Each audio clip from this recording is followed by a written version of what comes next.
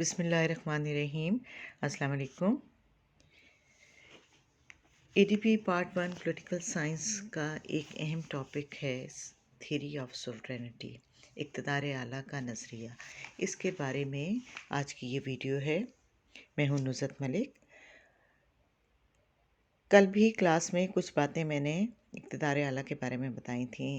جب کالج کھلا ہوا تھا اس وقت بھی کلاس میں ہم نے ڈسکس کیا تھا کہ اقتدار اعلیٰ کیا ہوتا ہے اور اس کے کیا مطلب ہے، اور وہ اعلیٰ ترین اختیار کیا ہے۔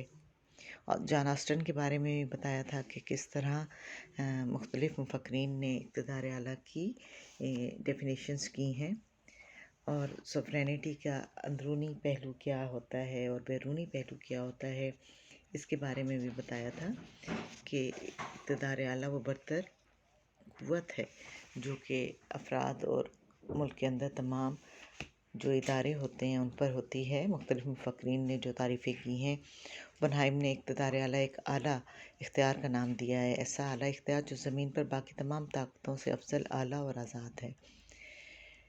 جین بورن نے ڈیفینیشن بھی اسی طرح کی ہے: sovereignty is the supreme power over citizens and subjects unrestrained by law۔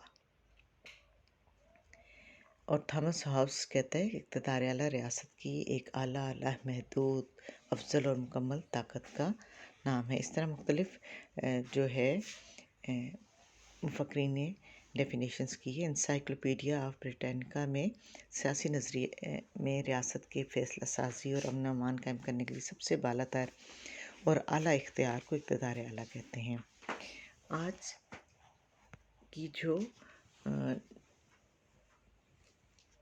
Topic ہے وہ میں آپ کو کہنا چاہتی ہوں کہ اقتدار اعلیٰ کا جو اقسام ہے اس کے بارے میں بات کی جائے گی۔ اقتدار اعلیٰ ریاست کی اعلیٰ ترین طاقت کا نام ہے، یہ نہ قابل تقسیم ہے اور نہ ہی قابل انتقال۔ تو اس میں ہم مختلف جو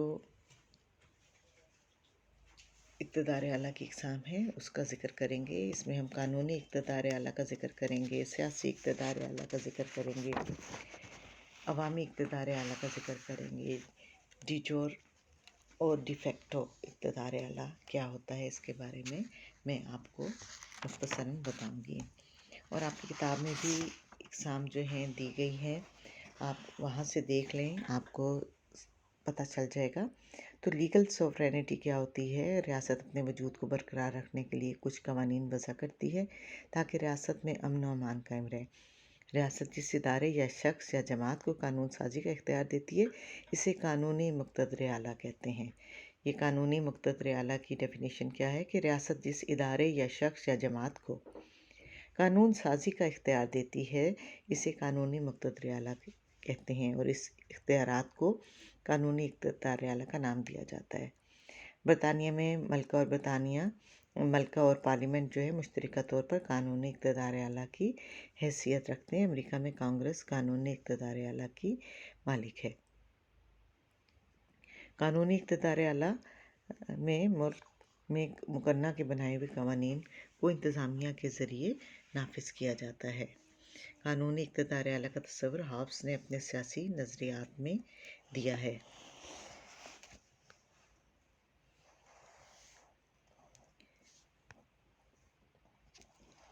پولیٹیکل سوورینٹی، پروفیسر ڈائسی کے مطابق سیاسی اقتدار اعلیٰ وہ قوت ہے جو قانونی اقتدار اعلیٰ کی پشت پر ہوتی ہے۔ اس کے سامنے قانونی اقتدار اعلیٰ کو جھکنا پڑتا ہے۔ جدید سیاسی اقتدار اعلیٰ بہت زیادہ اہمیت اختیار کر چکا ہے۔ عوام کی مرضی کے بغیر نہ تو قانون سازی ہو سکتی ہے نہ ہی کچھ اور ہو سکتا ہے۔ سیاسی اقتدار اعلیٰ صرف ان ریاستوں میں پایا جاتا ہے جہاں جمہوریت کا بول بالا ہو۔ آج کے دور میں برطانیہ اور امریکہ میں سیاسی اقتدار اعلیٰ بہت زیادہ اہمیت کا حامل ہے۔ سیاسی اقتدار اعلیٰ میں آسان لفظوں میں کہہ دوں کہ ووٹرز ہوتے ہیں۔ برطانیہ اور امریکہ میں کوئی قانون ایسا نہیں بنایا جا سکتا جو انسانی خواہشات یا رسم و رواج کے خلاف ہو۔ جس ملک میں عوام اپنے سیاسی نظام پر جس قدر زیادہ گہری نظر رکھیں گے وہاں سیاسی اقتدار اعلیٰ اتنا ہی مضبوط ہوگا اور اہمیت کا حامل ہوگا۔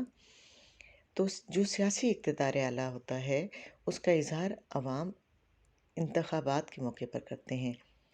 لیکاک صرف اور صرف قانونی اقتدار اعلیٰ کو مانتا ہے، جبکہ کیٹل کہتا ہے کہ قانونی اقتدار اعلیٰ کی پشت پر سیاسی اقتدار اعلیٰ ہوتا ہے۔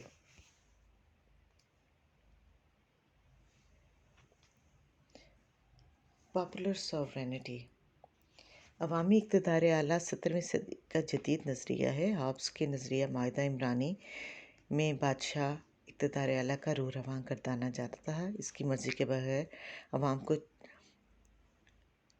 اور اس کی مرضی کے مطابق عوام کو چلنے کی ہدایت کی گئی۔ لیکن جب 17ویں صدی میں ہی بادشاہت کے خلاف تحریکیں چلنا شروع ہوئیں تو معلوم ہوا کہ عوام اقتدار اعلیٰ کو ایک مرد کے ہاتھوں میں دینے کے قائل نہیں ہیں، بلکہ اس کی ذمہ داری عوام خود لینا چاہتے ہیں۔ تو اکثر یورپی ممالک میں یہ تحریک جو ہے وہ زور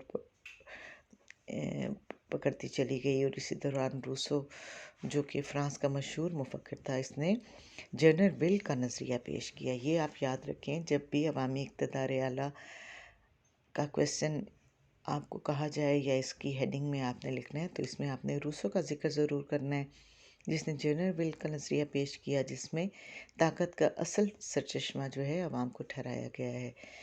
اس نے اپنے نظریے سے ثابت کیا کہ انسان پیدائشی طور پر آزاد ہے، لیکن دنیا میں آنے کے بعد وہ ہر طرف زنجیروں میں جکڑا ہوا ہے۔ اس کا خیال تھا کہ بادشاہ اپنے ظلم و استبداد سے عوام کے بنیادی حقوق سلب کیے ہوئے ہے، اور اس طرح آپ نے اس کے بارے میں لکھنا ہے۔ اور ڈی جور سوورینٹی کیا ہے؟ اس کے معنی ہیں بائی لا، یعنی ایسی حکومت یا اقتدار جو قانون کے ذریعے ہو، برسر اقتدار آیا ہو، عوام کی حمایت اس کو حاصل ہو، اس کو ڈی جور سوورینٹی کہا جاتا ہے۔ ڈی فیکٹو سوورینٹی کیا ہے؟ ڈی فیکٹو کے معنی ہے انفیکٹ، یعنی ایسا اقتدار جو انقلاب، طاقت یا زبردستی سے آیا ہو، اس کو ہم کہتے ہیں۔ امید کرتی ہوں آج کی یہ جو اقتدار اعلیٰ کی اقسام ہیں آپ کو سمجھنے میں آسانی ہوئی ہوگی۔ اب اجازت چاہتی ہوں، اللہ حافظ۔